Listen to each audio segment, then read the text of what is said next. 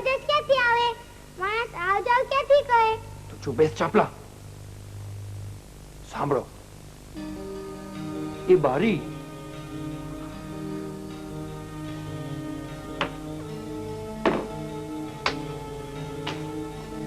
હું આ હથિયારોથી ખોલી ને તેના સળિયા તોડી તમને અંદર ઉતારીશ. હા હા, એટલે આજે અમે રાતને આ સુઈ જઈએ એમ જ કહો છો ને? અરે ત્યાં સુવાનું નથી કહેતો. તો પછી એ દુકાનમાં લાંબા કાચનો એક શોકેસ છે, એનો કાચ ફોડવાનો છે. પણ સુંદર શોકેસનો કાચ ફોડી કોઈનું નુકસાન કરવાથી આપણને શું ફાયદો? એની ચિંતા તું શું કામ કરે છે? અરે તમારે તો પેટ ભરીને ખાવાનું મળે એનાથી મતલબ ને. હા, પણ મારા બાપુ કહેતા હતા. અરે તેથી શું? એમ તો મારો બાપ પણ ઘણું બધું કહેતો હતો. અરે બધા બાપ કહે એમ કરવાનું ના હોય. આ હથિયારથી કાચ તોડી એ બારી વાટે તમને હું અંદર ઉતારીશ. એ શોકેસમાં ખૂબ જ સોનાના હીરાના દાગીના છે. તે આ બેગમાં ભરી અને બેગ મને સોંપી દેવાની. એટલે અમે બંને અંદર જ? ના ના, હું તમને પછી બહાર કાઢીશ ને. અને સવાર થતાની સાથે જ તમારું આ ભિખારી જીવન પૂરું. પણ એ તો ચોરી કહેવાય. બીજાનું ધન લૂંટી આપણે ધનવાન થવું એ કઈ સારા બાળકોના લક્ષણ નથી. બેસ બેસ હવે. લ્યો, આ તો તમે બેસી ગયા. હે? લે લે, તું બેસ. જોક મારે છે. પણ એ તો ચોરી કહેવાય. એ તો કોઈને ખબર પડે તો ને. કોઈને પડે કે ન પડે, અમને તો ખબર પડી ને. તમને પડી તેથી શું, પણ બીજા કોઈને તો ખબર જ નથી પડી ને. કેમ નહીં? બીજાને પણ પડે. બીજાને? બીજા કોને ખબર પડે? ભગવાનને. ભગવાન એ કોણ છે? આયલા ભગવાન એ પણ તમને ખબર નથી. ગાંડા છે ને. અમારા બાપુજી કહેતા હતા કે આપણા હૃદયમાં ભગવાન વસે છે ને આપણે જે પણ કઈ કહીએ તે ભગવાનને ખબર પડે જ છે. અલ્યા તારો બાપ પણ ગાંડો છે. અમારા બાપુને ગાંડા ન કહો. ગાંડો નહીં તો બીજું શું કહું? તમારા બાપુએ તમને શું આપ્યું? આ ફાટેલા ચિત્રે હાલ કપડા તમારી બાએ આ જ ચિત્ર આપ્યા ને. ભગવાને તમને શું આપ્યું? આપ્યું ખાવાનું? આપ્યું કઈ આપ્યું નહીં? આપ્યું ને. અરે એટલે જ હું તમારો ભગવાન છું. મારું કામ કરશો ને તો આ ચિત્રે હાલ બેકાર સડેલા વાસ મારતા કપડાના બદલે shirt, pant, T-shirt, trousers, jumpers, jeans બધું જ મળશે. સુંદર સારા કપડા. હા, અને ભૂખ્યા પેટમાં સરસ મજાનો પુલાવ ખાવા મળશે, મીઠાઈ ખાવા મળશે, રાત્રે ગરમા ગરમ પાવભાજી, આઈસ્ક્રીમ અને ચાલીને જવાને બદલે ટેક્સીમાં રખડશો, ફરશો અને રોજ સિનેમા જોશો. Pulao, pav bhaji, chicken, taxi, cinema, Yahoo! Nandu!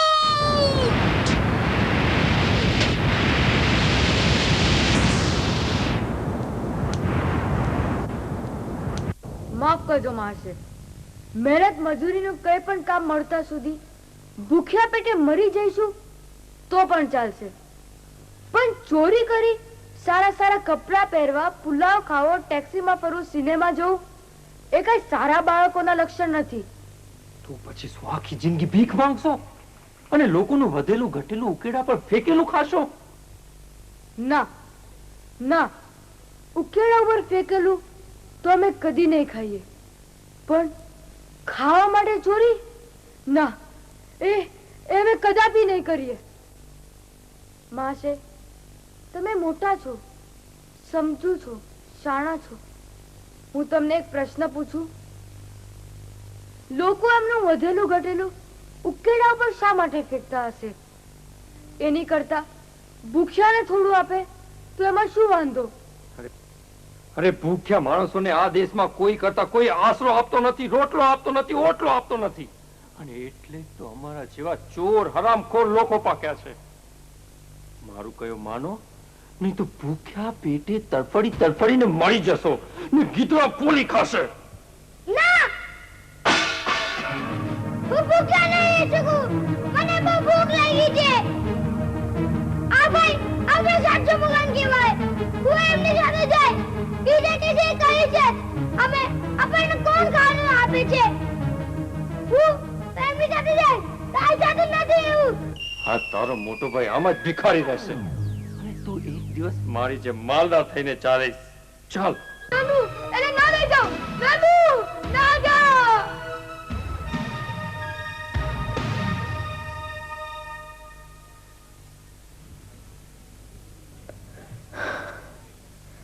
મારો ભાઈ ગયો.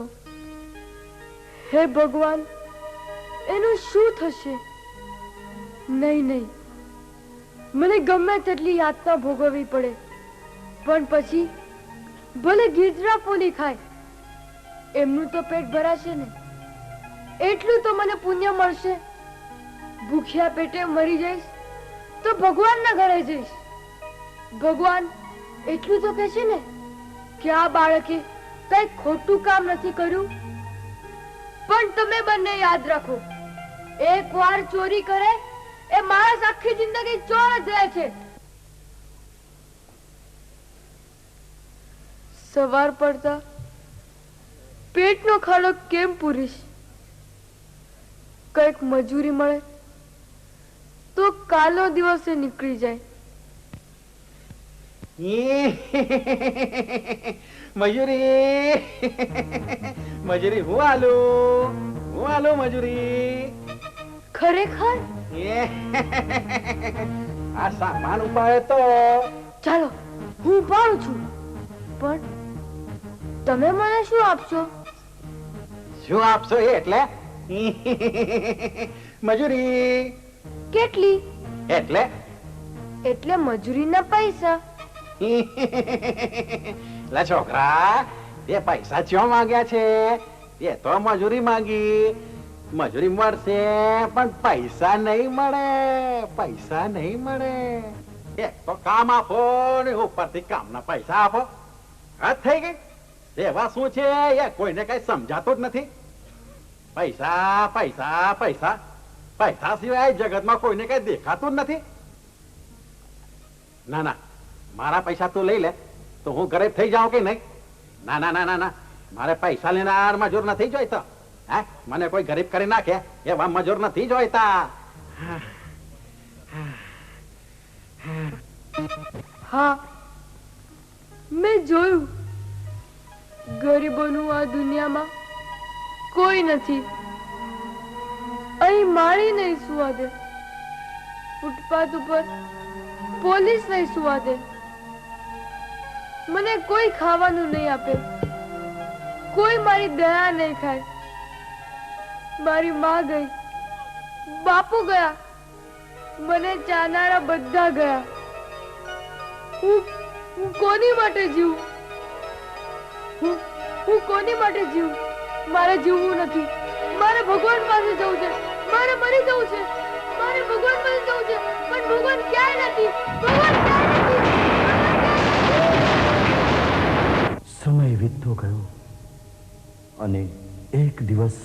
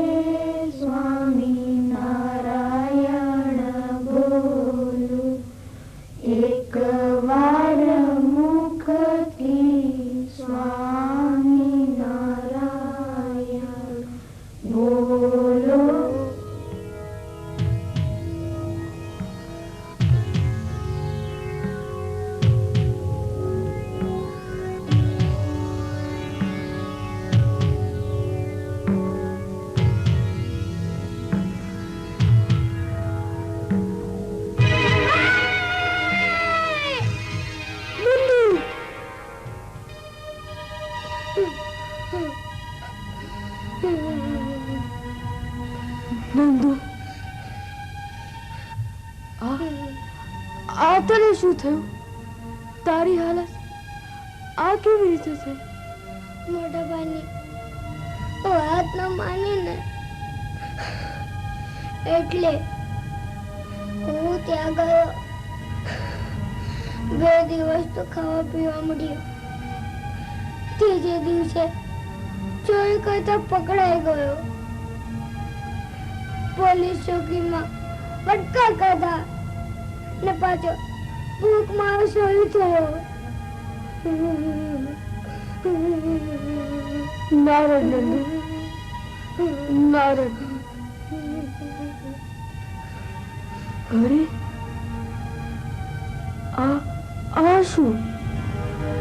તારી પીઠ પર શું? મોટા ભાઈની વાતના મને દશા તો આ જોઈને. પણ તને લઈ જનાર એ ક્યાં છે? આ રહ્યો. હકીકતમાં તું જ સાચો છે. ખરાબ રસ્તા માનવીને ક્યારેય ઉપર લાવી શકતા નથી, કદી નહીં. ભૂલ્યા ત્યાંથી ફરી ઘણું. રાતનો ભૂલ્યો સવારે પાછો આવે એ જ મહત્વનું છે. પશ્ચાતાપની આગ માણસને માર્ગ બતાવે છે. આ કોણ છે? એક ખરાબ માણસ, ચોર, હરામખોર, પાપી. ના માશે, તમે ચોર નથી, ખરાબ માણસ કે પાપી નથી. માણસ જન્મે ક્યારે ચોર નથી હોતો. તમારું મન તમને રમાડતું હતું, તેથી તમે આવા થયા છો. એટલે એ જ કે સ્વામિનારાયણ હરે સ્વામીએ વાત કરી છે. કેટલાકને મન રમાડે છે ને કેટલાક મનને રમાડે છે. મન તમને રમાડે તેમ ન રમવું, પણ તમે મનને રમાડી શકો એવા મજબૂત મન વાળા બનો. તેથી અવળે રસ્તે તમે જઈ જ ન શકો. કઈક સમજાય છે? કંઈક કંઈક સમજાય છે, પણ અઘરું લાગે છે. મહાશય, જો તમે અમારી સાથે રહેશો અને આવા સાધુ સંતોનો સત્સંગ કરશો તો જ આવી અઘરી અઘરી વાતો સરળ ભાષામાં સમજાશે. અમે બંને ખરાબ છીએ, ખરાબ રસ્તે ચાલેલા છીએ, તો તમે મહાભાઈની જેમ અમને સાથે લઈ જશો? હા, કેમ નહીં? ભાઈ, આ મંડળ એક વાત શીખવે છે. પેટની ભૂખ ત્યારે જ શમશે જ્યારે જ્ઞાનની ભૂખ વધશે. અમે એ જ ઈચ્છીએ છીએ, પણ જ્ઞાનની ભૂખ કોણ મિટાડશે? બોલ નંદુ, ભાઈ બોલો. શું જોઈએ છે જીવનમાં? શું માનવું છે? શું મહત્વનું છે? પેટની ભૂખ, પહેરવેશ, દેખાવ, કપડા લત્તા? નહીં નહીં નહીં નહીં. આ દુનિયા જોઈ લીધા બાદ બસ એટલું જ કહીશ કે સર્વ આદિ વ્યાધિનો ઈલાજ જ્ઞાનની ભૂખ જ છે. તો આવો અમારી સાથે અને બોલો જય સ્વામિનારાયણ.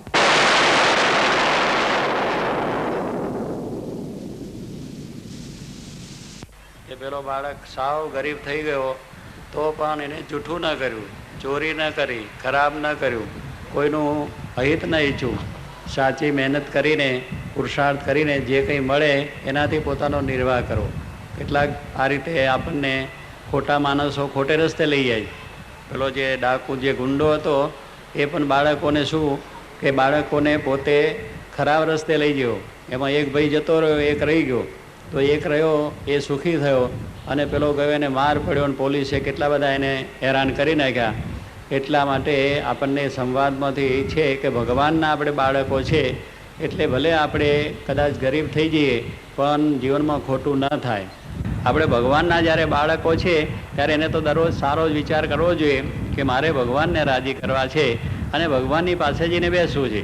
તો ભગવાનની પાસે જવા માટે આપણે એવા ગુણ કેળવીએ તો ભગવાનની પાસે બેસાય. આપણે કોઈ સારા મોટા માણસ હોય તો એની પાસે પણ જવા માટે આપણે સારી રીતે સ્વચ્છ વ્યવસ્થિત બધું થઈને જવું પડે છે. કંઈ કોલેજ કે સ્કૂલમાં આપણે દાખલ થવું હોય તો પણ સારા માર્ક્સ મેળવવા પડે છે.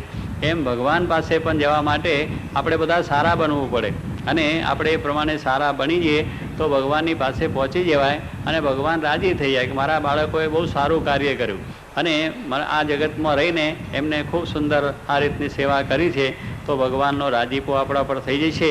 માટે આપણે આ વાતને બરોબર દ્રઢ રાખવાની. પણ મનીષ એ ભણવામાં પણ ખૂબ હોશિયાર હોય છે. હોશિયાર હોવાને કારણે એ ભણવામાં કેટલામાં નંબર લાવે? પહેલો નંબર લાવે. પહેલો નંબર લાવે તો શું મળે ખબર છે? ઇનામ મળે. એટલે અહીંયા પણ એમના પ્રિન્સિપલ સાહેબ મનીષને શું આપી રહ્યા છે? ઇનામ આપી રહ્યા છે.